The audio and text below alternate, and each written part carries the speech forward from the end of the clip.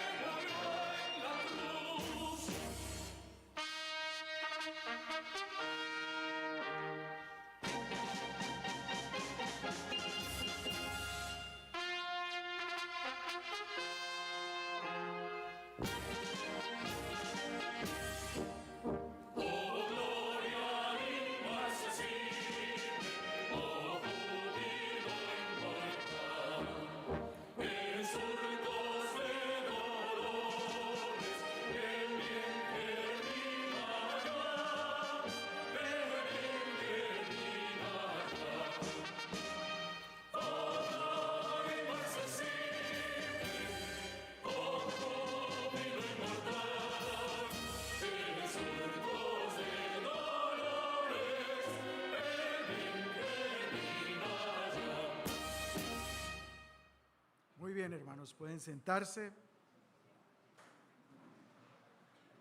¿Cuántas veces hemos cantado el himno nacional de Colombia? Hermano Armando, 10, 100, 1000, millones, no creo, pero sí centenas para los jovencitos o millares, los que ya somos viejitos. Pero ¿con qué tanto entendimiento estamos cantando el himno? Realmente lo que acabamos de cantar al Señor primeramente, y después de cantar nuestro himno patrio, ¿qué tanto entendimiento le estamos poniendo? En la segunda estrofa leemos claramente, y ahí lo podemos ver en las pantallas, no solo Colombia, la humanidad entera, que entre cadenas gime, comprende las palabras del que murió. ¿De quién está haciendo referencia nuestro himno? De Jesucristo, el Señor, el que murió en la cruz por nosotros, por su gran amor, en medio de su soberanía. Pero no quedó ahí, resucitó y vive y vendrá por nosotros algún día. Pero al cantar el himno de Colombia, ¿estamos cantándolo con entendimiento? La humanidad entera que entre cadenas sufre, gime, grita, esclavizada de los españoles, de los israelitas, de los romanos, de los norteamericanos o del pecado. A eso vino nuestro Señor. El pueblo esperaba la libertad del imperio romano. Sufrían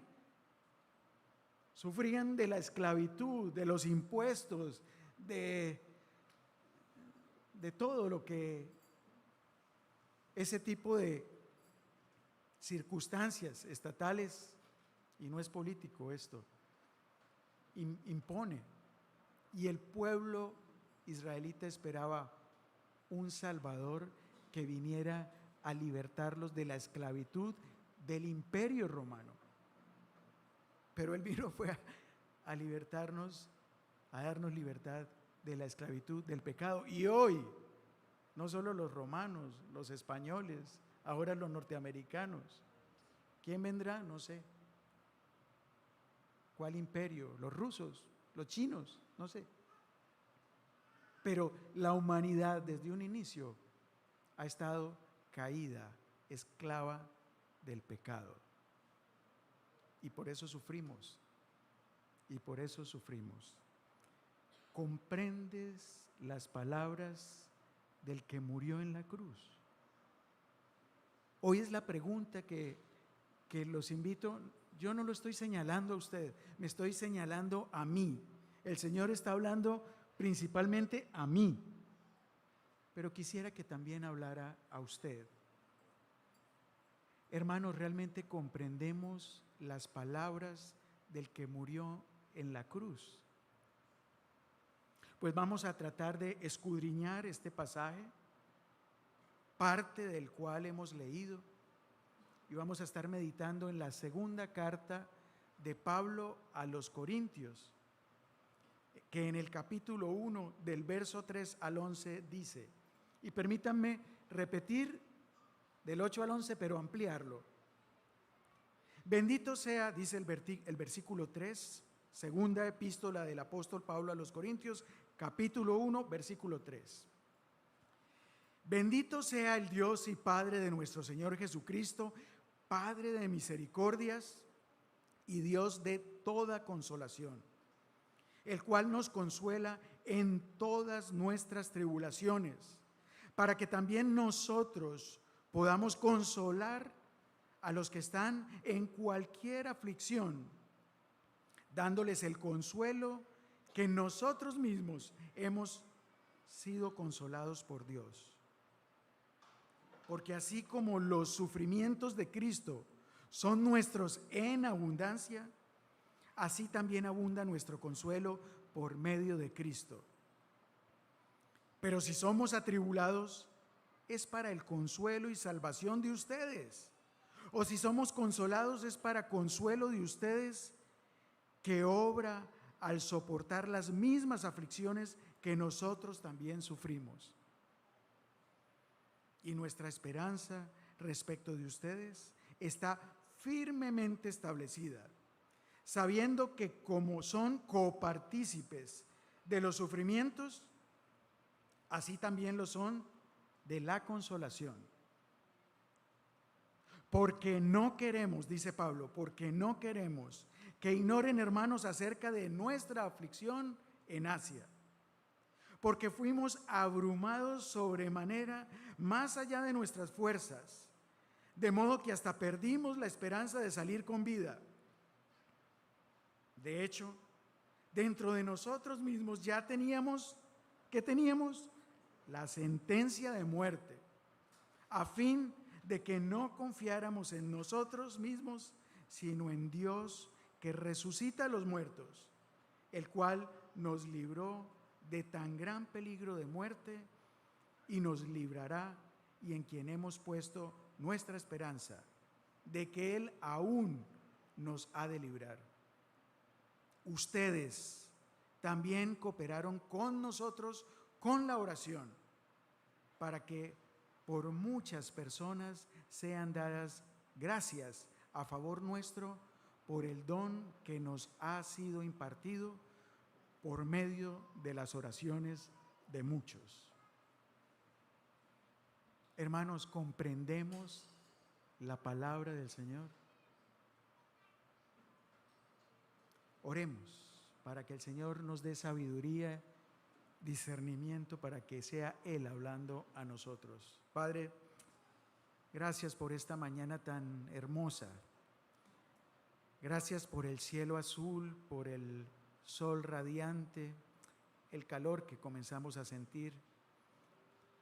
Gracias porque nos das vida, porque nos das salud, porque nos das el deseo, el anhelo de venir a este sitio consagrado a ti, a adorarte, a alabarte cantándote himnos en honor a ti, alabarte escudriñando tu palabra,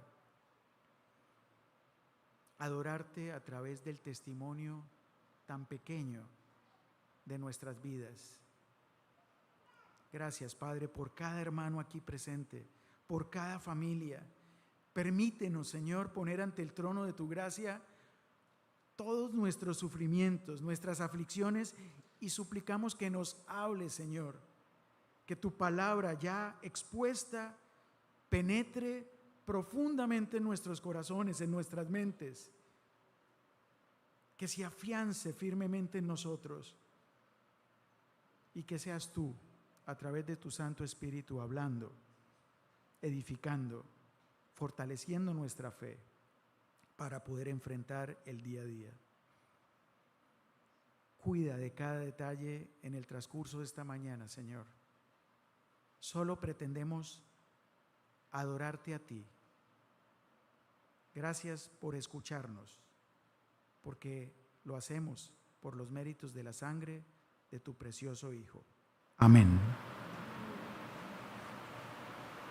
Está Pablo dirigiéndose en una carta a los ciudadanos de Corinto. Él ha pasado prácticamente 3 años en Éfeso. En tiempos del Imperio Romano, en tiempos de Pablo, tal vez las ciudades más importantes eran Roma, después creo que fue Éfeso, después Corinto. Roma, Éfeso, Corinto.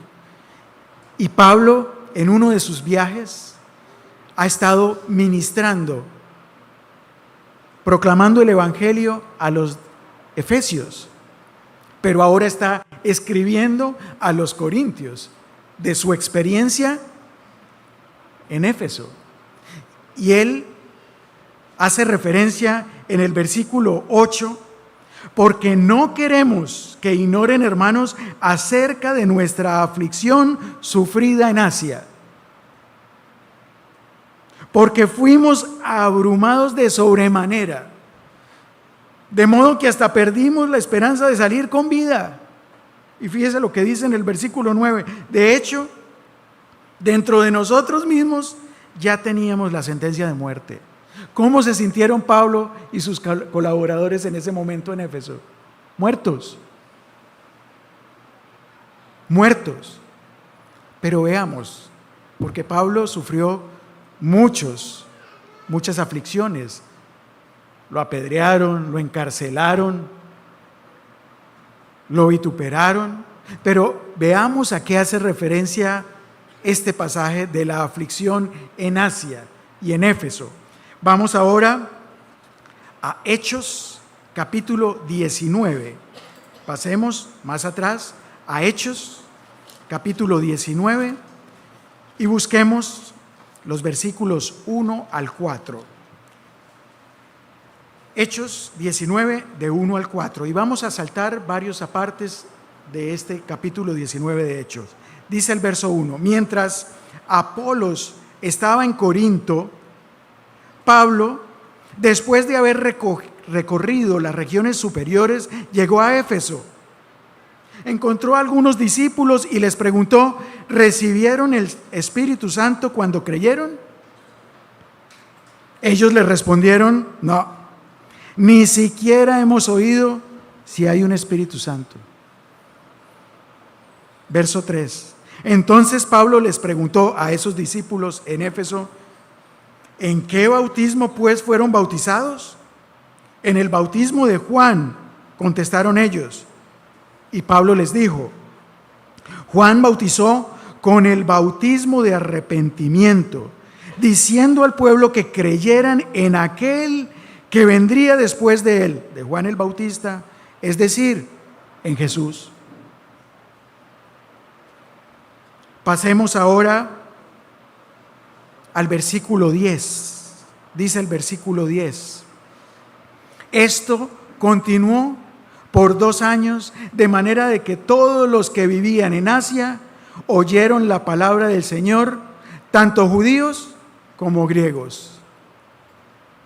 2 años está escrito aquí, más el otro tiempo, fueron en total como 3 años que estuvo Pablo dele que dele, compartiendo ¿qué?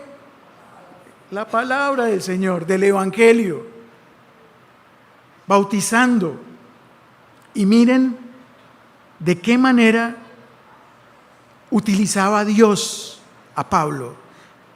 Hemos leído Hechos 19 hasta el verso 10, ¿cierto? Leamos el 11. Y Dios hacía milagros extraordinarios por mano de Pablo, de tal manera que incluso llevaban pañuelos o delantales de su cuerpo, del cuerpo de Pablo, a los enfermos, y miren lo que pasaba: y las enfermedades los dejaban y los malos espíritus se iban de ellos. Así duró 3 años Pablo en Éfeso, predicando el Evangelio y haciendo milagros, no por Pablo, el Señor a través de Pablo. ¿Ustedes se imaginan lo que pudo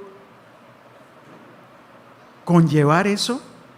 Leámoslo ahora sí, del 23 al 32. Por aquel tiempo se produjo un alboroto no pequeño por motivo del camino, porque cierto platero, es decir, una persona que trabajaba con plata, con el metal, cierto platero que se llamaba Demetrio, que labraba templecillos de plata de Diana, una diosa, y producía no pocas ganancias a los artífices, a los artesanos. Reunió a los artesanos junto con los obreros de oficios semejantes y les dijo: compañeros, ustedes saben que nuestra prosperidad depende de ¿qué? De este negocio. Le está hablando Demetrio a sus colaboradores. Compañeros, ustedes saben que nuestra prosperidad depende de este comercio. Pueden ver y oír, no solo en Éfeso, sino en casi toda Asia, este Pablo ha persuadido a una gran cantidad de gente y la ha apartado diciendo que los dioses hechos con las manos no son dioses verdaderos. Fíjense que los dioses escrito ahí es con Dios con D minúscula. Y no solo corremos el peligro de que nuestro oficio caiga en descrédito, sino también que el templo de la gran diosa Diana se considere sin valor y que ella, a quien adora toda Asia y el mundo entero, sea despojada de su grandeza. Eso es lo que dice Demetrio. Cuando oyeron esto, versículo 28, se llenaron de ira y comenzaron a gritar: grande es Diana de los Efesios.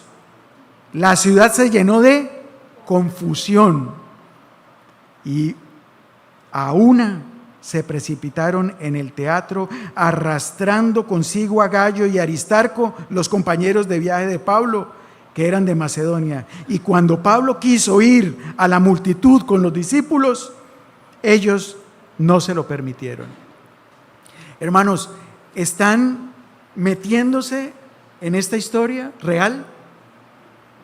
Pablo está en Éfeso durante 3 años, predica el Evangelio, habla de Jesucristo, bautiza en el nombre de Jesucristo.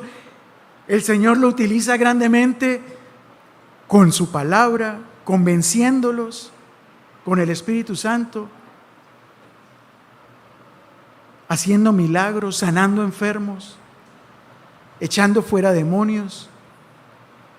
Y preocupados, los efesios dicen: oiga, ¿qué está pasando? Y este pueblo entra en ira, en cólera, y ustedes saben lo que puede hacer una turba sin control. Los iban a apedrear, los iban a matar, les estaban dañando su negocio, lo estaban sintiendo en sus bolsillos, perdieron el control. Muchos, dice más adelante, ni siquiera sabían qué estaban reclamando, ni por qué estaban ahí. ¿Lo hemos visto o no en tiempos actuales? De manera que, volviendo a la segunda carta, Pablo y sus colaboradores llegaron a sentir que perdieron la esperanza de salir con vida. Dicen: nosotros mismos ya teníamos la sentencia de muerte. Y está hablando Pablo, el apóstol Pablo, años después de que el Señor lo llama, lo convierte y Pablo le sirve a él. Un fiel creyente. ¿Alguien duda de la fe de Pablo hoy en día?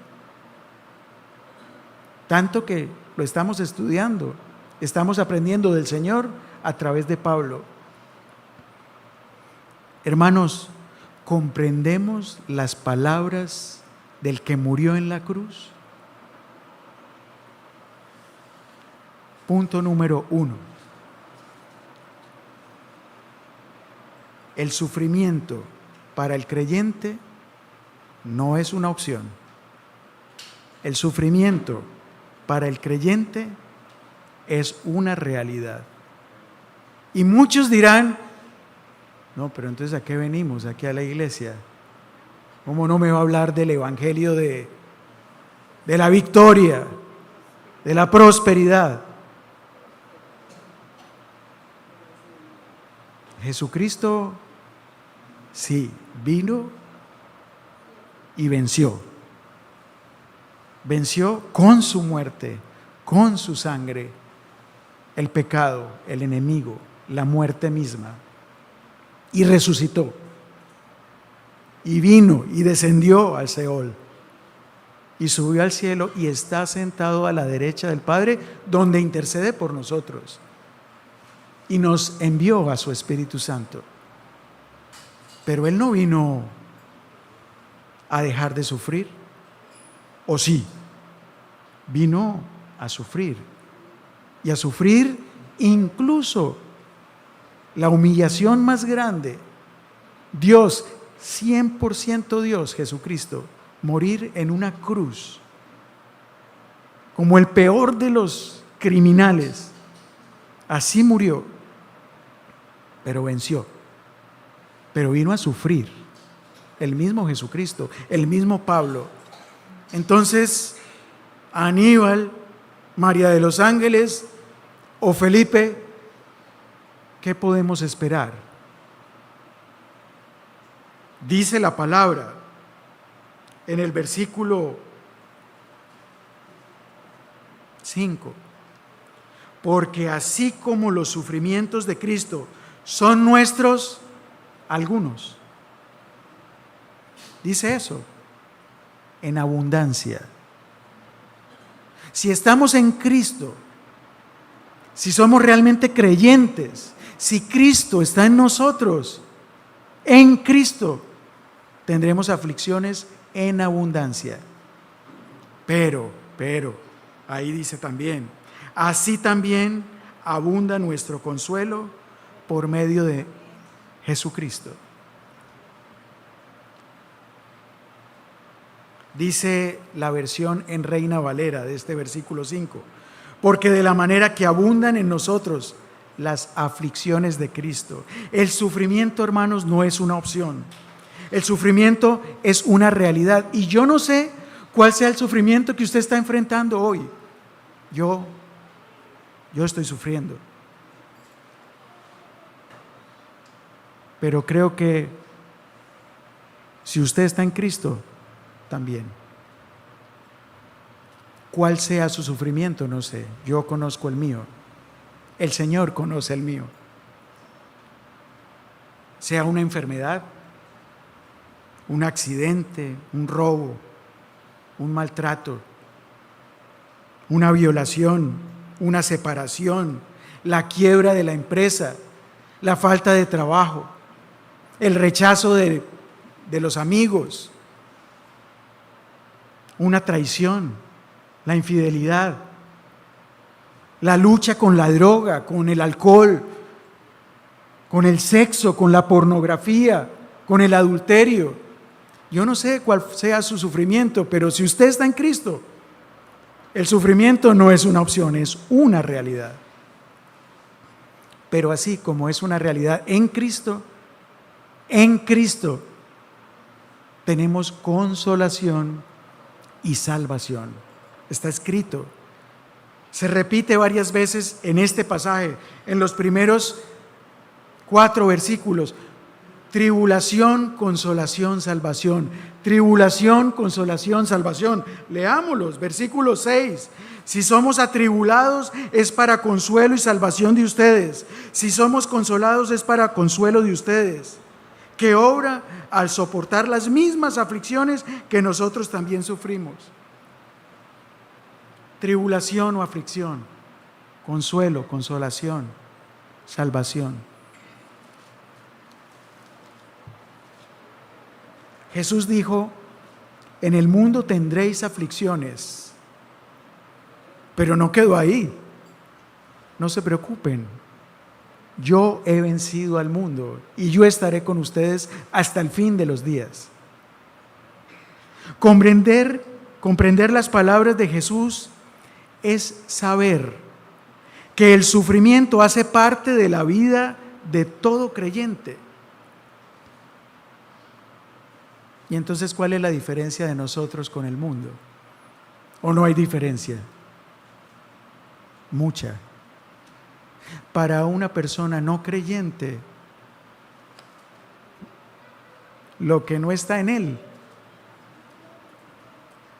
él, quiero decir, en la persona. ¿Y qué puede hacer uno para controlar un cáncer? ¿Qué puede hacer uno cuando está en un accidente? ¿O qué puede hacer uno cuando hay un problema conyugal y se rompe la relación? Uno, frustrarse, entristecerse, suicidarse. La diferencia del sufrimiento para un creyente es el propósito. Hay un propósito, hermanos. El sufrimiento es el canal a través del cual el creyente experimenta el gozo, el abrazo cálido, la compañía y el consuelo de nuestro Señor. Para Pablo, esto era claro, así como debía serlo para la iglesia sufriente y aún para los contradictores de Jesucristo. Versículos 3 y 4. Bendito sea el Dios y Padre de nuestro Señor Jesucristo, Padre de misericordia y Dios de toda consolación. Bendito sea el Padre de nuestro Señor Jesucristo, Padre de misericordias, Dios de misericordias, Dios de toda consolación, el cual nos consuela de algunas de nuestras aflicciones, de todas nuestras aflicciones, de todas. Él está con nosotros, nos consuela, nos moldea el carácter.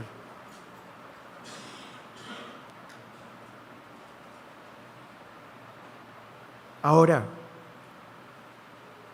nosotros también podemos consolar a los demás. ¿A través de qué? Del consuelo que recibimos en medio del sufrimiento personal. Hay otro que sufre y yo puedo consolarle a través de eso. Porque recibo consuelo ¿de quién? Del Señor. Y el Señor, a través mío, puede consolar al hermano o al no creyente.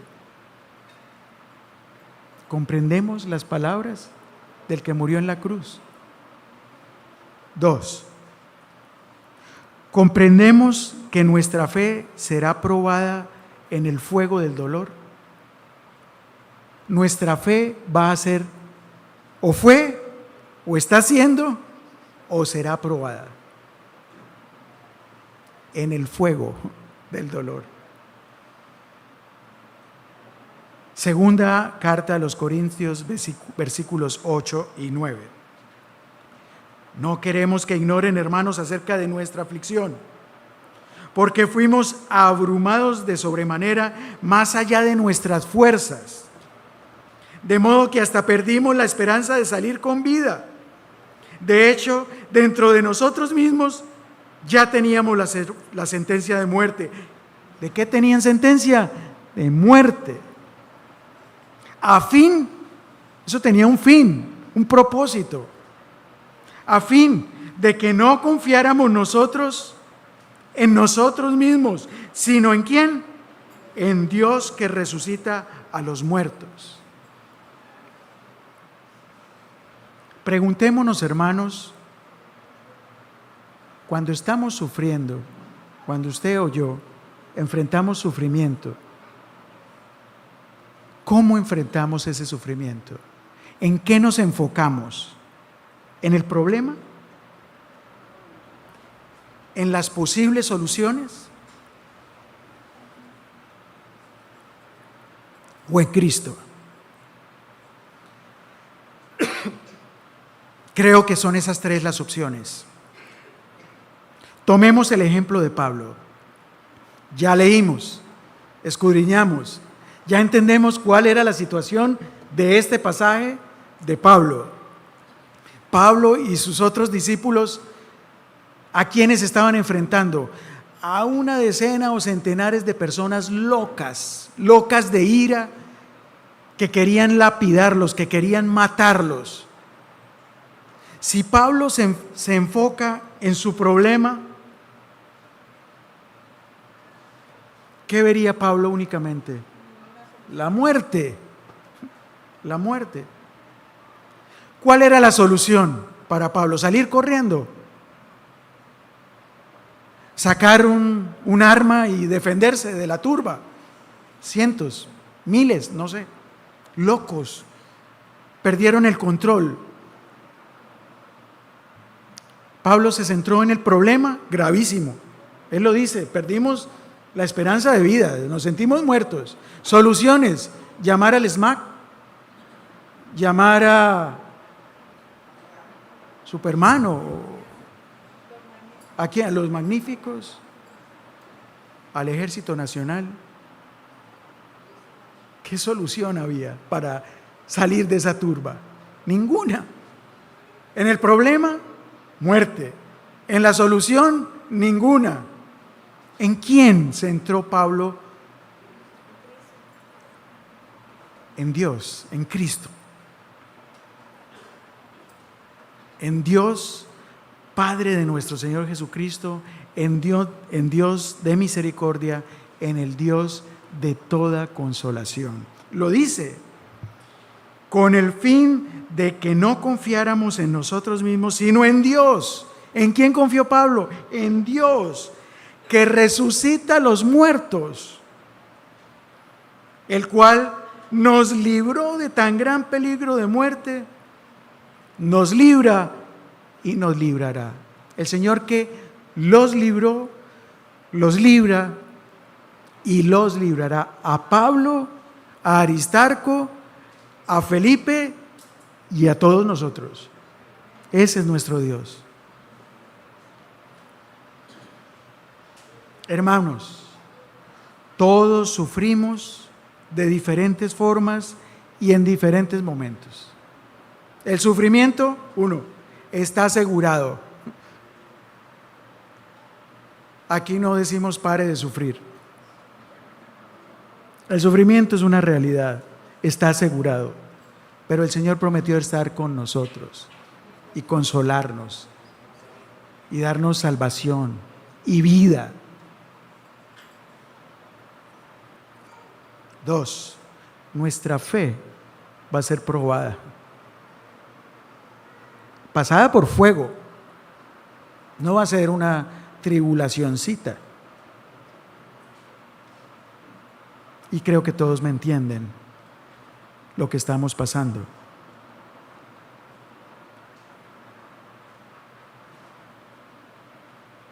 ¿Dónde tenemos puesta nuestra mirada?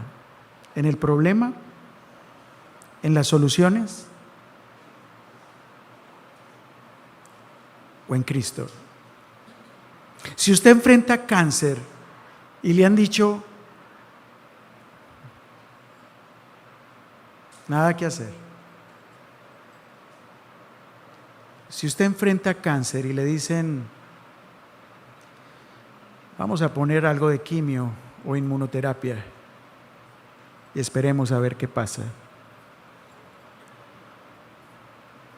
Si usted se concentra en la enfermedad, si usted se concentra en las posibilidades,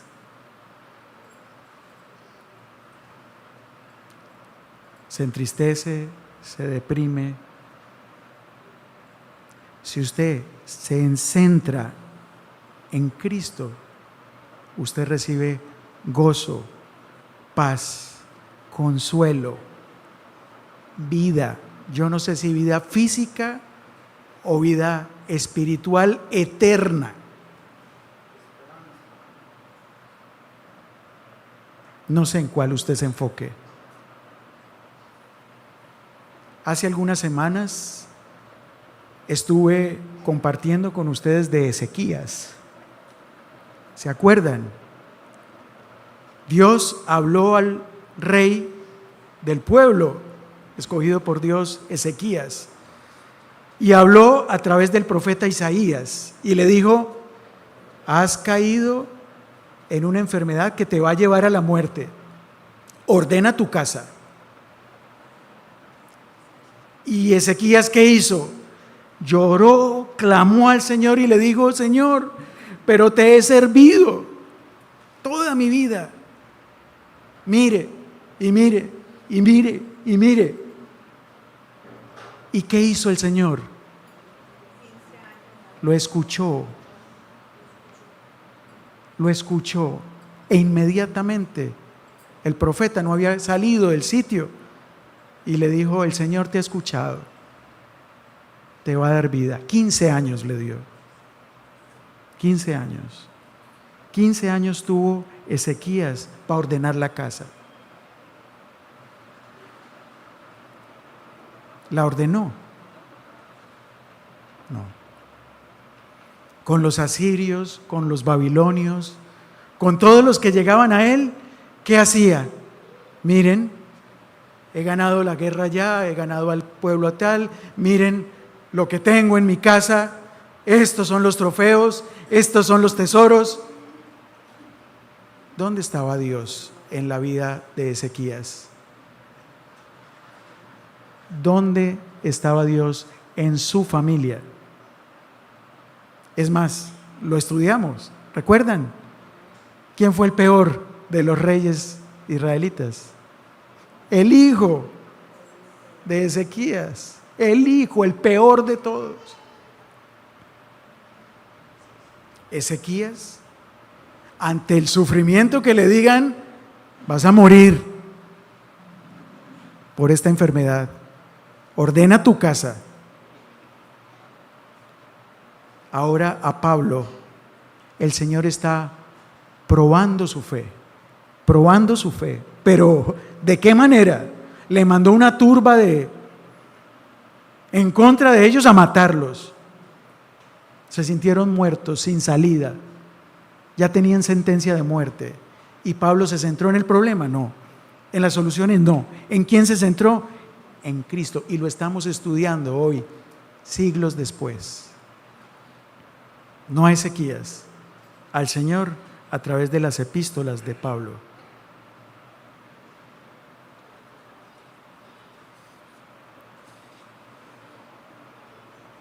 Dios está dejando solo a Pablo en medio de una crisis que va más allá de lo que pueden soportar.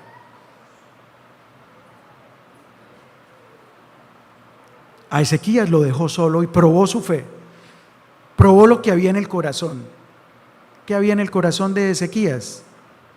Orgullo, falta de humildad. ¿Qué había? Arrogancia. En Pablo, humildad, búsqueda del Señor. 3. Comprendemos las palabras del que murió en la cruz.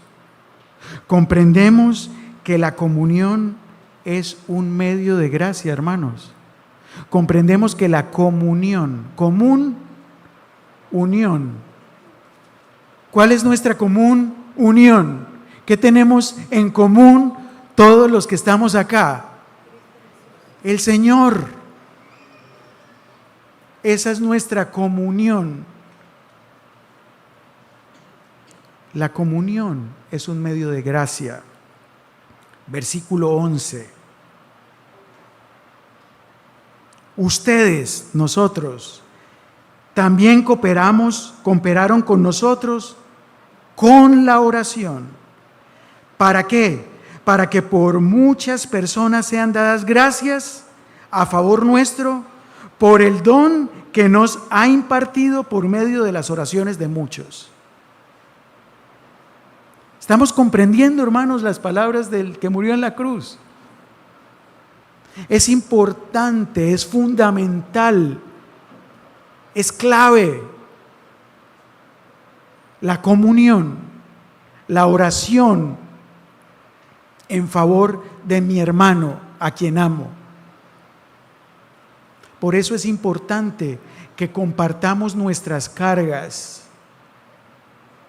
que yo sepa cuál es su tribulación, cuál es su sufrimiento, por qué está pasando usted en este momento y que oremos los unos por los otros.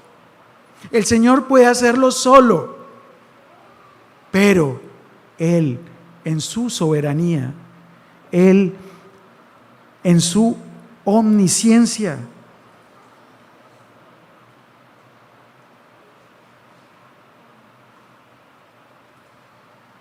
Él ha deseado incluir a sus hijos como un medio de bendición para otros. Que mi sufrimiento, que mi consuelo pueda consolar a mi hermano o a un no creyente, a mi vecino, a mi compañero de trabajo, a mi enemigo. Es así como las oraciones de los creyentes son un medio a través del cual el Señor derrama sus misericordias. Pablo, en medio de una crisis profunda, sin nociones de sobrevida, confió en Dios La iglesia intercedió en oración y el Señor respondió dándole vida a Pablo y a sus compañeros. Todo esto llevó ¿a qué? A que el glorioso nombre de Cristo fuese glorificado. Hermanos, esto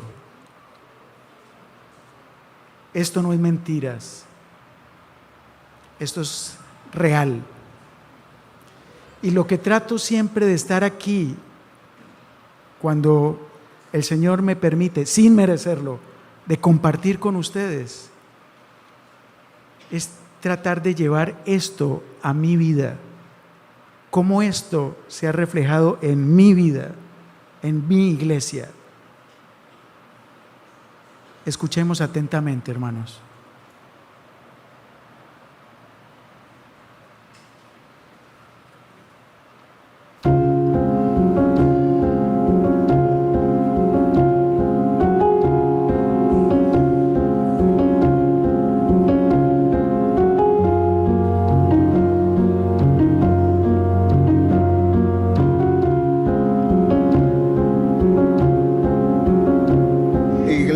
Casa de mi Señor, muy buenos días, los saludo en el nombre de mi Señor Jesucristo. Estoy muy agradecido, gracias al Señor me guardó, no sufrí fractura. Les doy gracias infinitas, hermanos, por la fraternidad que han expresado para conmigo. La operación fue pronto, me atendieron sin dificultades y les doy gracias a todos por sus oraciones. El Señor los premie en gran manera, porque es grande el amor que han expresado para conmigo. No he tenido la dicha en otra oportunidad de sentir la bendición de mi Señor a través de una iglesia como son los hermanos de Casa de mi Señor. Me han bendecido, me han rodeado, me han acompañado, me han visitado y aún tengo todo, no tengo necesidad de nada, porque ustedes me han suplido, les doy gracias al Señor. ¿Qué lección ha tomado usted de eso tan duro? Pues por una parte puedo ver la protección de mi Padre Celestial. Realmente, como dice la palabra del Señor en Romanos 8:28, dice, todas las cosas nos ayudan a bien. Pues gracias a lo que me pasó he podido experimentar la protección, la bendición de Dios y la manifestación del amor fraternal de todos mis hermanos, porque no hay uno que no haya compartido su amor conmigo. Ha venido hasta por allá de Villa del Rosario, vino la hermana Teresa Echeverría a visitarme tan lejos y se esforzó por venir a verme. Y le doy la honra y la gloria al Señor por eso, y a todos ustedes, hermanos, que Dios los bendiga, que Dios los fortalezca, que se sientan también muy bendecidos por el Señor que me ha guardado la vida a mí y me ha evitado cualquier fractura en mi cuerpo. La honra y la gloria sea para el Señor. ¡Feliz día!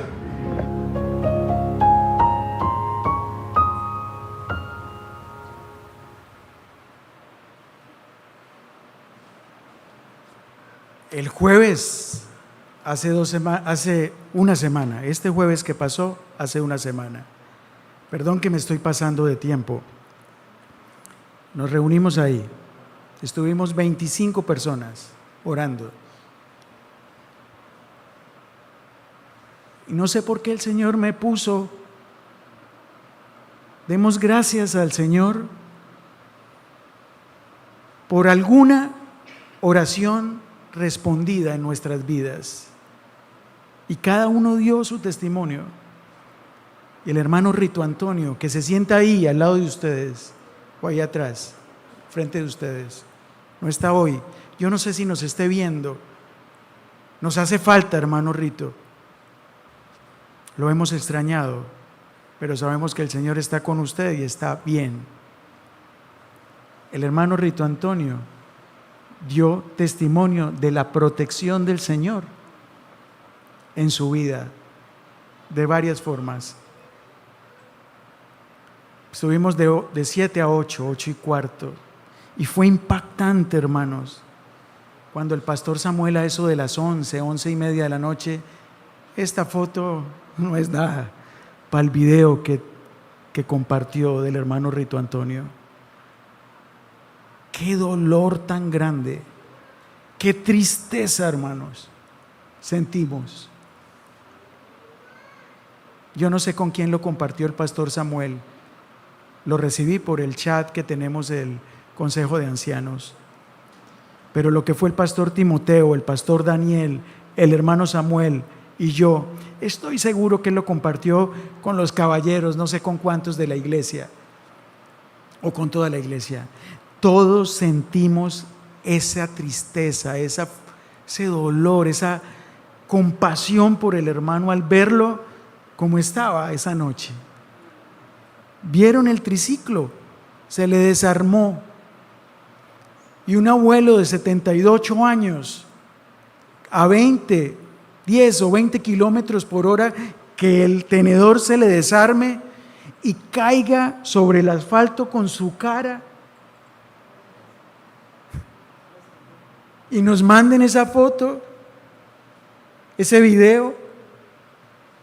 Pues el pastor Samuel estuvo con él, pudo orar, el hermano Rito pudo llorar con el otro lado sano sobre el hombro del pastor Samuel.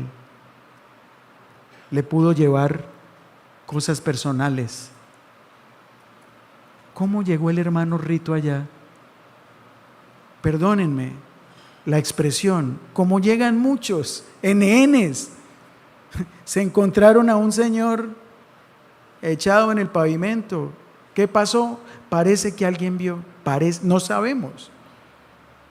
Se cayó solo, nadie lo atropelló, nadie se le atravesó, se le desarmó su triciclo y se accidentó, perdió el conocimiento y llegó allá en esas condiciones.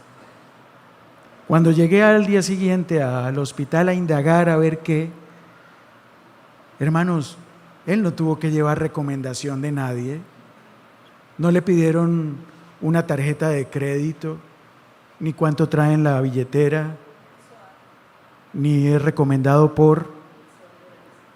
ni el SOAT. ¿Cuál ambulancia? ¿Quién la llamó? ¿Quién pagó la ambulancia? Lo pasaron triaje 1, urgencia vital. Lo canalizaron, le pusieron para el dolor, le pusieron antibiótico, lo pasaron a TAC de cráneo, a TAC de cara. Cuando yo llegué, ya el cirujano plástico lo había visto, ya el cirujano maxilofacial lo había visto, estaban esperando el concepto del neurocirujano. ¿Y cuáles eran los conceptos? No tiene nada de fracturas, yo le decía Romanejo. No tiene nada dentro del cráneo. Sutúrenlo. ¿Quién lo sutura? El interno. El Señor lo estaba cuidando. El Señor estaba obrando grandemente en la vida de Rito Antonio. ¿Comprenden las palabras del que murió en la cruz? Rito, un creyente fiel, con errores, con dificultades, como yo, como usted, pero un creyente que sale de una reunión de oración y se da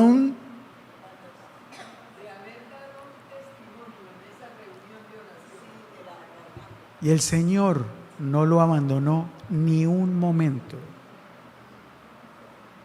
¿Y qué utilizó entre otras cosas? Porque ¿quién sabía que el hermano Rito estaba en esas circunstancias? Nadie. Todos estábamos o llegando a nuestras casas, o comiendo, o durmiendo. El Señor no, ni comiendo ni durmiendo.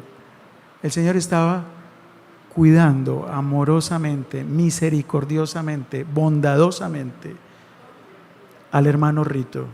Y escuchó la oración de todos ustedes. Porque Álvaro Pineda madrugó y la hermana Marley madrugó y Samuel Y el doctor Samuel me escribió, ¿qué hay que hacer? ¿Cuánto se necesita? Y los caballeros, todos, y la iglesia, ¿entienden las palabras del que murió en la cruz? ¿Entienden la importancia de la comunión a través de la oración? Yo agradezco que ustedes han sido de oración. Sé que muchos han orado por mí, por mi familia. No lo dejen de hacer. Hermanos, oremos los unos por los otros. Por Rito Antonio, para que cuando llegue nuevamente, él siga dando testimonio de lo que el Señor es y de lo que el Señor hace. Puestos en pie, podemos orar. Gracias, Padre, por tu palabra. Tus misericordias son innumerables, permanentes. No las podemos contar, no las podemos medir. Gracias por la vida, por la salud, por la protección, por la iglesia, por el trabajo, por las familias, por las pruebas, por el sufrimiento, por nuestra fe, por Jesucristo. Gracias por ese amor infinito, el haber muerto en esa cruz del Calvario por nosotros, haber vencido, Señor, en tu omnipotencia al enemigo, a la muerte, al pecado, y darnos vida eterna en Cristo Jesús. Padre, te reconocemos como nuestro Dios único, fiel, misericordioso, amoroso, tierno, generoso, omnipotente, omnisciente, omnipresente. Te amamos y te adoramos hoy y siempre. En Cristo Jesús. Amén.